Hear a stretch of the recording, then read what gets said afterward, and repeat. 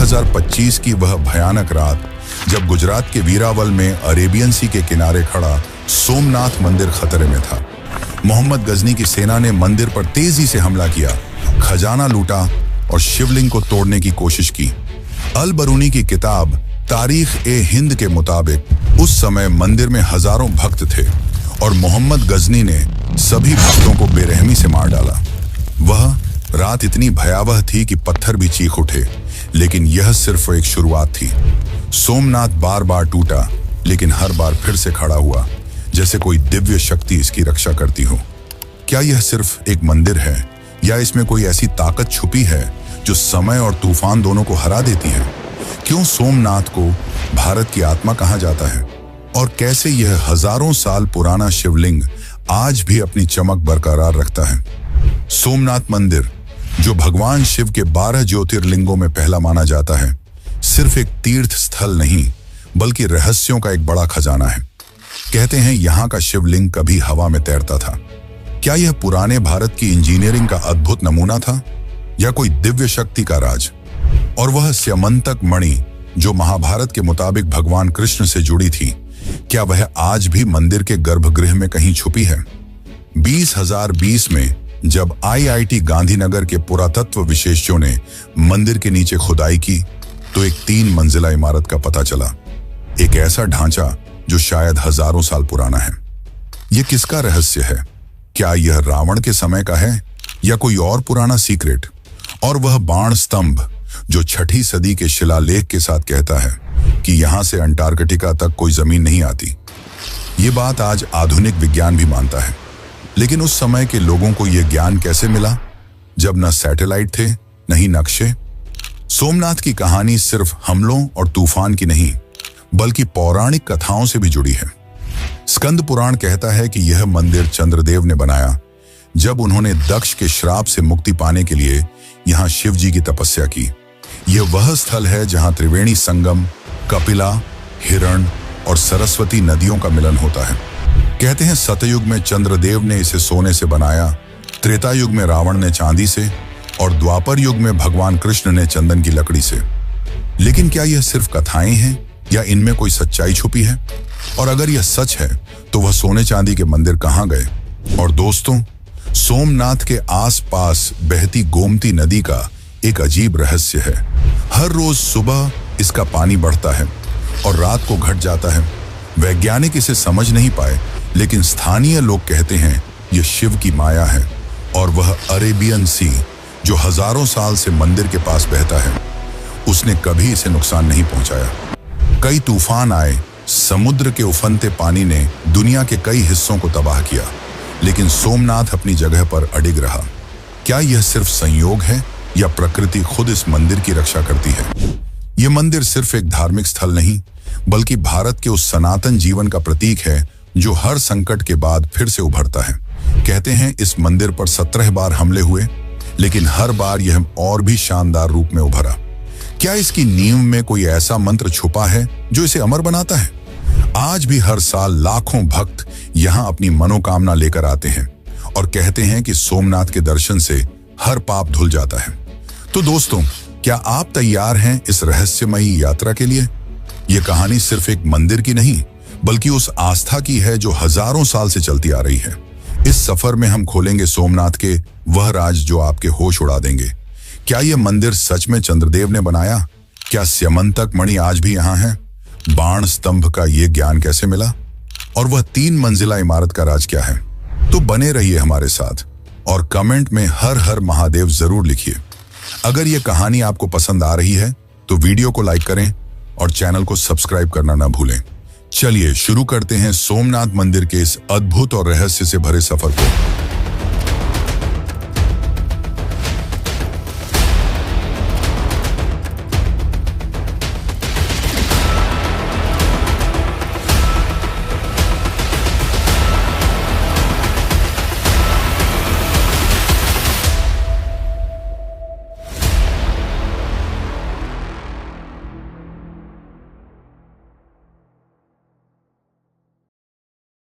सोमनाथ मंदिर की कहानी शुरू होती है एक ऐसी दुनिया से जहां देवता और असुर एक साथ रहते थे।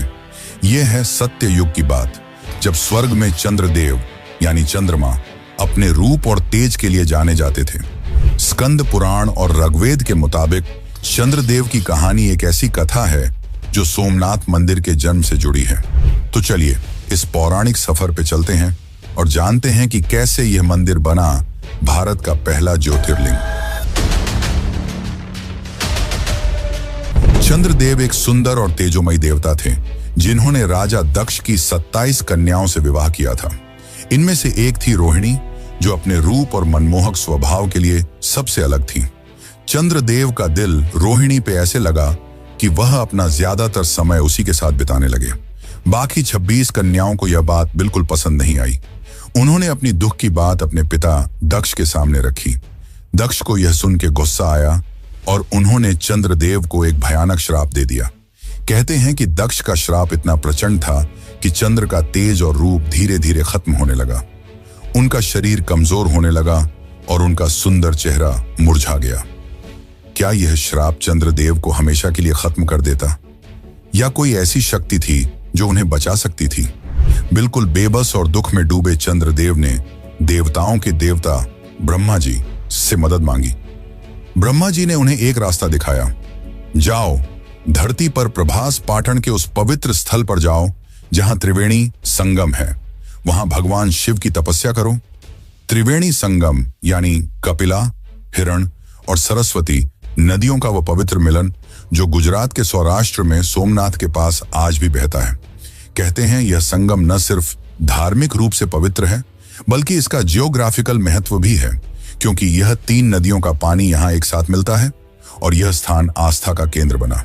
लेकिन सवाल यह है, क्या चंद्रदेव की तपस्या सच में शिवजी को खुश कर पाई?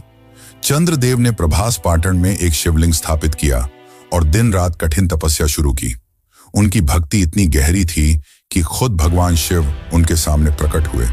शिवजी ने चंद्रदेव से कहा, तुम्हारी भक्ति ने मुझे प्रसन्न किया है, मैं तुम्हें दक्ष के श्राप से मुक्ति दूंगा। लेकिन दक्ष का श्राप इतना मजबूत था कि पूरी तरह खत्म नहीं हो सकता था। तो शिवजी ने एक वरदान दिया, तुम्हारा तेज हर महीने 15 दिन तक घटता रहेगा, लेकिन अगले 15 दिन में फिर से पूर्ण हो जाएगा। इसी वजह से आज भी हम चंद्रमा को शुक्ल पक्ष में बढ़ते और कृष्ण पक्ष में घटते देखते हैं। लेकिन यह कथा यहीं नहीं रुकती। चंद्रदेव ने शिवजी से एक और वरदान मांगा, प्रभु आप इस शिवलिंग में हमेशा के लिए विराजमान रहिए। शिवजी ने यह वरदान भी स्वीकार किया और तब से यह शिवलिंग सोमनाथ के नाम से जाना गया।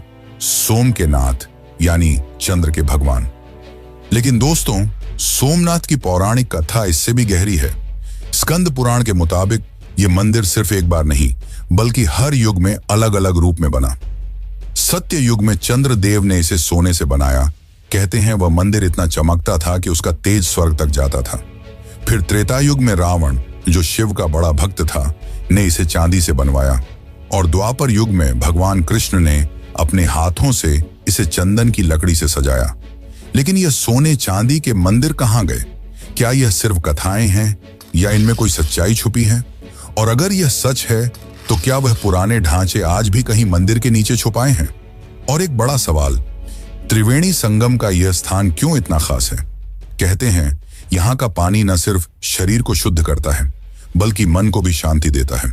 स्थानीय लोगों का मानना है कि यहाँ स्नान करने से हर भक्त के दुख दूर होते हैं। लेकिन क्या यह संगम सिर्फ आस्था का प्रतीक है या इसके पीछे कोई और रहस्य है? सोमनाथ मंदिर के इस पहले ज्योतिर्लिंग का राज क्या है जो हजारों साल से लोगों के दिल में बसा है? तो दोस्तों, यह थी सोमनाथ की पौराणिक कथा, लेकिन यह सिर्फ शुरुआत है। इस कथा के बाद हम जानेंगे कि कैसे यह मंदिर बार बार टूटा, लेकिन हर बार फिर से खड़ा हुआ। क्या वह स्यमंतक मणि जो कृष्ण से जुड़ी थी आज भी यहाँ छुपी है? और क्या यह मंदिर सिर्फ आस्था का स्थल है या इसमें कोई पुरानी तकनीक का राज छुपा है? कमेंट में हर हर महादेव जरूर लिखिए और बने रहिए हमारे साथ इस अद्भुत यात्रा में। चलिए आगे बढ़ते हैं सोमनाथ के इतिहास और रहस्यों की तरफ। कहते हैं यह मंदिर सिर्फ पत्थर का ढांचा नहीं, बल्कि भारत की सनातन शक्ति का प्रतीक है। लेकिन सवाल यह है, कैसे यह मंदिर इतने बड़े बड़े हमलों के बावजूद जिंदा रहा? क्या इसकी नींव में कोई ऐसा राज छुपा है जो इसे अमर बनाता है? चलिए शुरू करते हैं सोमनाथ के इतिहास के इस अद्भुत सफर को, जहां हर कदम पर है विनाश और पुनर्जन्म की कहानी। ये बात है 9वीं सदी की, जब गुर्जर प्रतिहार वंश के राजा नागभट्ट द्वितीय, जो 825 से 833 ईस्वी तक राज किया, सोमनाथ के पवित्र स्थल पर आए। इंस्क्रिप्शंस के मुताबिक उन्होंने यहाँ के सोमेश्वर शिवलिंग के दर्शन किए और इसकी महिमा को और बढ़ाया। उस समय सोमनाथ एक बड़ा तीर्थ स्थल था, जहां लोग दूर दूर से आते थे। फिर आई 10वीं सदी, जब चालुक्य वंश के राजा मूलराज ने यहाँ एक शानदार मंदिर बनवाया। कहते हैं यह मंदिर इतना भव्य था कि उसकी चमक समुद्र के पार तक जाती थी। लेकिन क्या यह मंदिर सच में मूलराज ने बनवाया, या यह सिर्फ एक कथा है? और अगर यह सच है तो क्या उस मंदिर का कोई हिस्सा आज भी यहाँ छुपा है? लेकिन दोस्तों, सोमनाथ का यह शानदार सफर 1025 ईस्वी में एक बड़े संकट से टकराया। अफगान शासक मोहम्मद गजनी ने अपनी सेना के साथ वीरावल पर हमला किया। अल बिरूनी, जो उसके साथ था और उसने तारीख हिंद लिखी, कहता है कि सोमनाथ का खजाना इतना बड़ा था कि उसकी चमक दुनिया भर में मशहूर थी। गजनी ने मंदिर का खजाना लूटा और शिवलिंग को भी नुकसान पहुंचाने की कोशिश की। हजारों भक्तों ने अपनी जान गंवाई, लेकिन मंदिर की रूह को कोई नहीं मिटा सका। क्या यह मंदिर सिर्फ अपने खजाने के लिए निशाना बना, या इसके पीछे कोई और बड़ा राज था? फिर आया 1299 ईस्वी का वह समय, जब दिल्ली सल्तनत के अलाउद्दीन खिलजी के सिपाही उलूग खान के लीडरशिप में सोमनाथ पर दोबारा हमला किया। इस बार भी मंदिर का खजाना लूटा गया और उसकी भव्यता को नुकसान पहुंचा। लेकिन एक नायक उभरा, जालौर का वीरमदेव, जिन्होंने खिलजी की सेना के खिलाफ लड़ाई लड़ी और कुछ खजाने को वापस लेने की कोशिश की। कहते हैं वीरमदेव की हिम्मत ने मंदिर की रूह को जिंदा रखा। लेकिन क्या वह खजाना कभी पूरा वापस आया? सोमनाथ का यह विनाश यही नहीं रुका। 1395 ईस्वी में जफर खान ने, जो गुजरात का गवर्नर था, मंदिर पर फिर से हमला किया। फिर 1451 ईस्वी में महमूद बेगड़ा ने इसे निशाना बनाया। और सबसे बड़ा संकट आया 17वीं सदी में, जब मुगल शासक औरंगजेब ने 1665 और 1206 में मंदिर को पूरा वीरान कर दिया। कहते हैं उस समय मंदिर के पत्थर भी टूट चुके थे और भक्त दूर दूर तक बिखर गए। लेकिन सवाल यह है, इतने बड़े हमलों के बावजूद सोमनाथ का नाम क्यों जिंदा रहा? क्या यह मंदिर सिर्फ एक स्थल था, या इसमें कोई ऐसी शक्ति थी जो हर बार इसे जिंदा करती थी? लेकिन दोस्तों, सोमनाथ की कहानी सिर्फ विनाश की नहीं, बल्कि पुनर्जन्म की भी है। 12वीं सदी में 1143 से 1162 ईस्वी तक चालुक्य राजा कुमारपाल ने एक मजबूत पत्थर का मंदिर बनवाया, जो सोमनाथ की रूह को फिर से जगा गया। फिर 14वीं सदी में 1308 से 1371 ईस्वी तक चूड़ासमा वंश के राजाओं महिपाल और ठेंगरा ने मंदिर के लिए अपना योगदान दिया। कहते हैं उन्होंने मंदिर की सेवा की और भक्तों को फिर से एकत्रित किया। लेकिन असली चमत्कार हुआ 1883 ईस्वी में, जब मराठा रानी अहिल्याबाई होलकर ने सोमनाथ के लिए एक नई रोशनी जलाई। उन्होंने एक छोटा लेकिन पवित्र मंदिर बनवाया, जो आज भी ओल्ड सोमनाथ या अहिल्याबाई टेम्पल के नाम से जाना जाता है। अहिल्याबाई के इस काम ने सोमनाथ की रूह को हमेशा के लिए जिंदा रखा, और उनका यह मंदिर आज भी उसी शक्ति को लेकर चलता है। और फिर आया वह पल जो सोमनाथ के इतिहास का सबसे शानदार दौर था। 1950 ईस्वी, भारत के लोहे के पुरुष सरदार वल्लभ भाई पटेल और डॉ राजेंद्र प्रसाद के लीडरशिप में सोमनाथ मंदिर को एक नए रूप में बनाया गया। 11 मई 1951 को जब यह मंदिर दोबारा खुला, तो लाखों लोगों ने हर हर महादेव के नारे लगाए। आर्कियोलॉजिकल सर्वे ऑफ इंडिया के मुताबिक यह नई इमारत चालुक्य स्टाइल आर्किटेक्चर का एक अद्भुत नमूना है, जिसका 150 फुट का शिखर आज भी सबको मोहित करता है। तो दोस्तों, यह था सोमनाथ का इतिहास, विनाश और पुनर्जन्म का एक अद्भुत सफर। लेकिन यह कहानी यही नहीं रुकती। आगे हम जानेंगे कि कैसे यह मंदिर रहस्यों का खजाना बना। क्या वह शिवलिंग सच में हवा में तैरता था, और क्या स्यमंतक मणि आज भी यहाँ छुपी है? तो बने रहिए हमारे साथ इस यात्रा में, क्योंकि सोमनाथ के राज अभी बाकी हैं। सोमनाथ मंदिर सिर्फ आस्था और इतिहास का गवाह ही नहीं, बल्कि रहस्यों का एक ऐसा खजाना है जो दिल और दिमाग दोनों को हैरान करता है। स्कंद पुराण के एक श्लोक में कहा गया है, सोमनाथो ज्योतिर्लिंगम सर्व पाप विनाशनम, यानी सोमनाथ का ज्योतिर्लिंग हर पाप को नष्ट कर देता है। लेकिन इस मंदिर के गर्भगृह में छुपा है एक ऐसा राज जो हजारों साल से उलझा हुआ है। क्या यह मंदिर सिर्फ पत्थर का ढांचा है, या इसमें कोई ऐसी शक्ति छुपी है जो साइंस भी समझ नहीं पाई? क्या यहाँ का शिवलिंग सच में हवा में तैरता था? और क्या वो स्यमंतक मणि जो दुनिया का सबसे बड़ा खजाना कही जाती थी, आज भी यहाँ कहीं छुपी है? चलिए खोलते हैं सोमनाथ के इन अद्भुत रहस्यों के दरवाजे और देखते हैं कि ये हमें कहां ले जाते हैं। सबसे पहला रहस्य, सोमनाथ का वो शिवलिंग जो कहते हैं कभी हवा में तैरता था। स्कंद पुराण और लोक कथाओं के मुताबिक यह शिवलिंग इतना पवित्र था कि यह जमीन को छुए बिना मंदिर के गर्भगृह में तैरता रहा। 1017 ईस्वी में जब अफगान विद्वान अल बिरूनी सोमनाथ आया तो उसने अपनी किताब तारीख-ए-हिंद में लिखा कि यह कोई चमत्कार नहीं बल्कि मैग्नेटिक पत्थरों का कमाल था। कहते हैं मंदिर के नीचे और ऊपर ऐसे पत्थर रखे गए थे जो शिवलिंग को हवा में रखते थे। लेकिन सवाल यह है, क्या यह सच में पुराने भारत की इंजीनियरिंग का चमत्कार था या कोई दिव्य शक्ति का राज? और अगर यह मैग्नेटिक पत्थर थे तो वो आज कहां गए? क्या 1025 में महमूद गजनी के हमले के दौरान वो पत्थर भी लूट लिए गए, या वो आज भी मंदिर के नीचे कहीं छुपे हुए हैं? अब बात करते हैं एक और बड़े रहस्य की, स्यमंतक मणि। महाभारत के मुताबिक यह एक ऐसी मणि थी जो भगवान कृष्ण से जुड़ी थी। कहते हैं यह मणि इतनी शक्तिशाली थी कि वह अपने आसपास धन दौलत और ऊर्जा फैलाती थी। पुराणों में कहा गया है कि स्यमंतक मणि को सोमनाथ के शिवलिंग के अंदर छुपाया गया था ताकि कोई इसे चुरा न सके। लेकिन जब 1025 में गजनी ने मंदिर पर हमला किया तो क्या वो इस मणि के पीछे था? कहते हैं उसने मंदिर का खजाना लूटा, लेकिन स्यमंतक मणि का कोई पता नहीं चला। क्या यह मणि आज भी मंदिर के गर्भगृह में कहीं छुपी है, या क्या यह एक ऐसी कथा है जो सिर्फ भक्तों के दिल में जिंदा है? और अगर यह मणि सच में यहाँ है तो क्या इसकी शक्ति आज भी मंदिर के आसपास महसूस होती है? फिर आता है सोमनाथ का वो रहस्य जो दुनिया भर के वैज्ञानिकों को हैरान करता है, बाण स्तंभ। मंदिर के पास एक छोटा सा स्तंभ है जिसमें 6ठी शताब्दी का एक शिलालेख लिखा है। इसमें कहा गया है कि यहां से समुद्र के रास्ते अंटार्कटिका तक कोई भी जमीन नहीं आती। ये बात आज मॉडर्न साइंस भी मानती है। सोमनाथ से साउथ पोल तक एक सीधी लाइन में कोई भी लैंडमास नहीं है। लेकिन यह सवाल दिल को छू जाता है, जब 6ठी सदी में न सैटेलाइट थे न ही गूगल मैप्स, तो पुराने भारत के लोगों को यह ज्ञान कैसे मिला? क्या यह सिर्फ एक संयोग था या कोई पुरानी विद्या का राज? और क्या यह शिलालेख कोई बड़ा संदेश छुपाए हुए है जो हम आज भी समझ नहीं पाए? अब चलिए मंदिर के पास बहती गोमती नदी के एक अजीब रहस्य की बात करते हैं।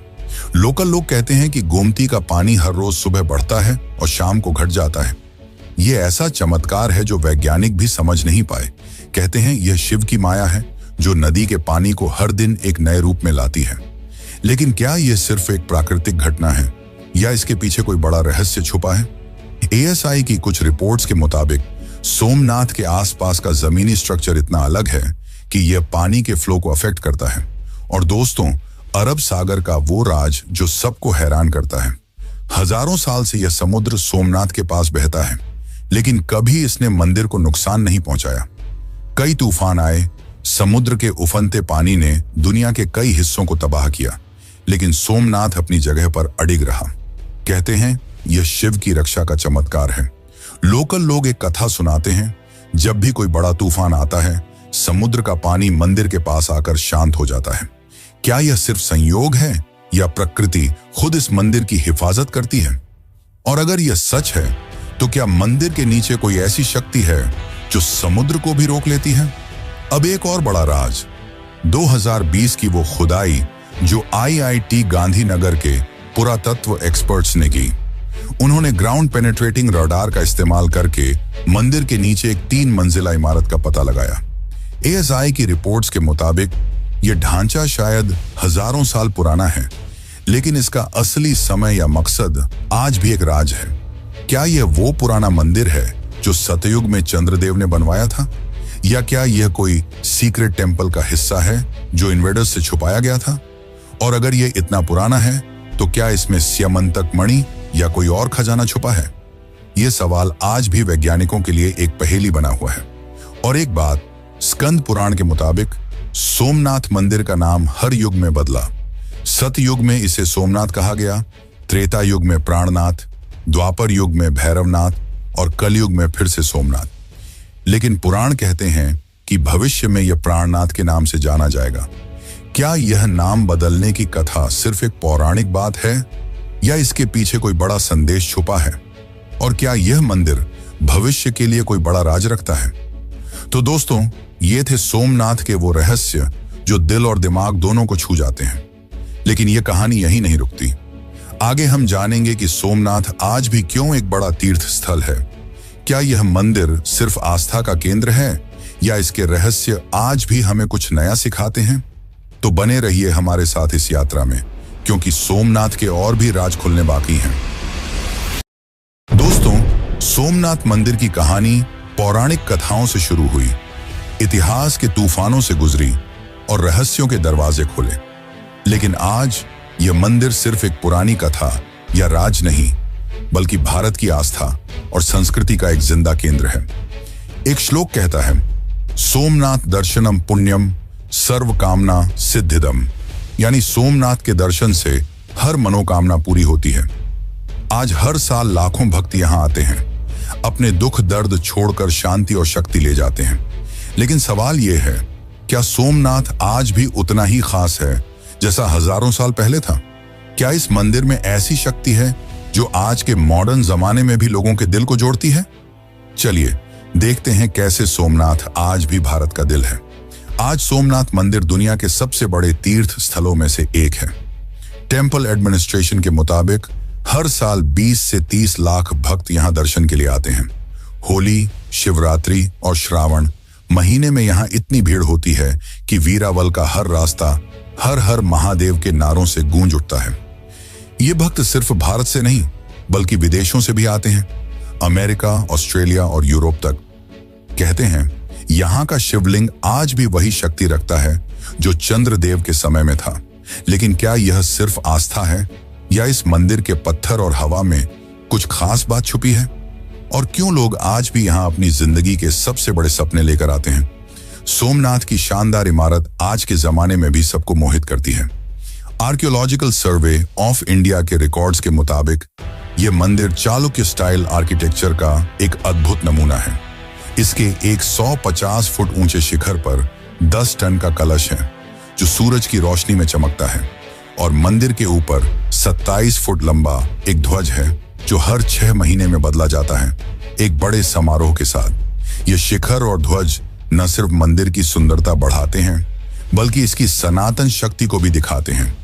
कहते हैं इस शिखर के नीचे खड़े होने से एक अलग सी शांति मिलती है। लेकिन क्या यह शिखर सिर्फ एक डिजाइन है, या इसमें कोई पुराना मंत्र छुपा है जो आज भी काम करता है? सोमनाथ सिर्फ भक्तों के लिए ही नहीं, बल्कि वीरावल के लोकल लोगों के लिए भी एक जीवन रेखा है। गुजरात टूरिज्म डिपार्टमेंट के डेटा के मुताबिक सोमनाथ मंदिर की वजह से हर साल वीरावल में करोड़ों का टूरिज्म बिजनेस होता है। यहाँ के होटल, दुकानें और ट्रांसपोर्ट सब इस मंदिर के कारण चलते हैं। लोकल लोग कहते हैं कि सोमनाथ उनका घर चलाता है, उनकी रोजी रोटी देता है। लेकिन इसके साथ ही एक और बात है, मंदिर के आसपास का बाजार न सिर्फ व्यापार का केंद्र है, बल्कि संस्कृति का भी प्रतीक है। यहाँ के छोटे दुकानों में मिलने वाले शिवलिंग, रुद्राक्ष और प्रसाद लोगों के दिल में आस्था जगाते हैं। लेकिन सवाल यह है, क्या यह मंदिर सिर्फ इकोनॉमी के लिए है, या यह वीरावल के लोगों की रूह में बसा है? सोमनाथ की कहानी में एक और गहरा राज छुपा है जो चंद्रदेव से शुरू हुई थी। वो कथा दक्ष और उनकी पुत्री सती से जुड़ी है। सती का शिव जी से प्रेम, उनका बलिदान और फिर शिव जी का वैराग्य। ये कथा सोमनाथ के ज्योतिर्लिंग से एक गहरा संबंध रखती है, क्योंकि शिव जी की शक्ति यहाँ हर पल महसूस होती है। अगर आप इस कथा को और गहराई से जानना चाहते हैं तो हमारी सती कथा वाली वीडियो जरूर देखें। एक ऐसी कहानी जो आपके दिल को छू जाएगी और शिव सती के प्रेम को एक नए रूप में दिखाएगी। लिंक डिस्क्रिप्शन में है, तो अभी जाकर देखो और उस रहस्य को खोलो।